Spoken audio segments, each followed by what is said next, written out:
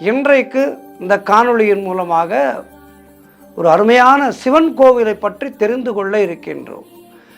மந்திரமாவது நீர், வானவர் மேலது நீர், மந்திரமாவது நீர். அதாவது திருநீற்றுக்கு ஒப்பான ஒரு வஸ்து உலகிலே கிடையாது. சிவபெருமானுக்கு மிக மிக பிடித்தது திருநீர். நீரணிந்த நெற்றியை இறைவன் சந்தோஷப்படுகின்றார். நீரணிந்த நெற்றியை பார்க்கும்போது இறைவன் இந்த நமசிவாயன் சந்தோஷப்படுகின்றாராம். ஆகவே எந்நேரமும் எப்போதுமே நெற்றியிலே திருநீர் மணக்க வேண்டும்.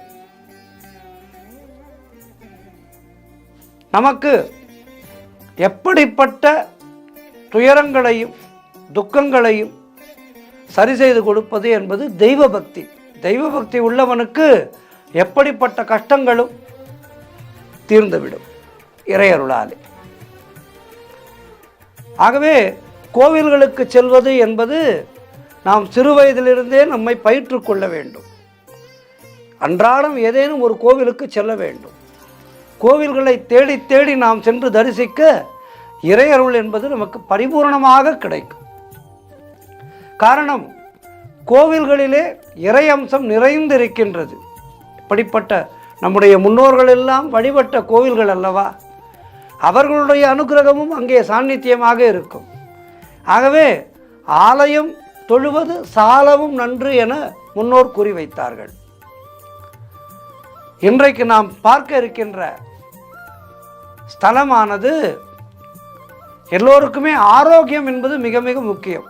அப்படிப்பட்ட ஆரோக்கியத்தை நமக்கு நல்குகின்ற முக்தீஸ்வரர் கோவிலை பற்றித்தான் இன்றைய நாளிலே நாம் பார்க்க இருக்கின்றோம். இந்த முக்தீஸ்வரர் கோவில் எங்கே இருக்கின்றது, இந்த கோவிலுடைய சிறப்பு என்ன, இவற்றையெல்லாம் இந்த காணொளியின் மூலமாக பார்க்க இருக்கின்றோம்.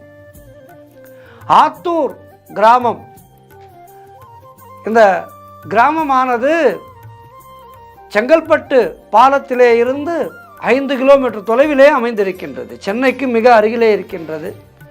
செங்கல்பட்டிலிருந்து 5 கிலோமீட்டர் தூரத்திலே இருக்கின்றது. சோழர் காலத்தைச் சேர்ந்த ஒரு அருமையான கோவில், அழகான கோவில் இங்கே இருக்கின்றது. இங்கே இருக்கின்ற இறைவனுக்கு பெயர் ஸ்ரீ முக்தீஸ்வரர். அம்பாளுடைய திருப்பெயர் தேவி ஸ்ரீ தர்மசம்வர்தினி.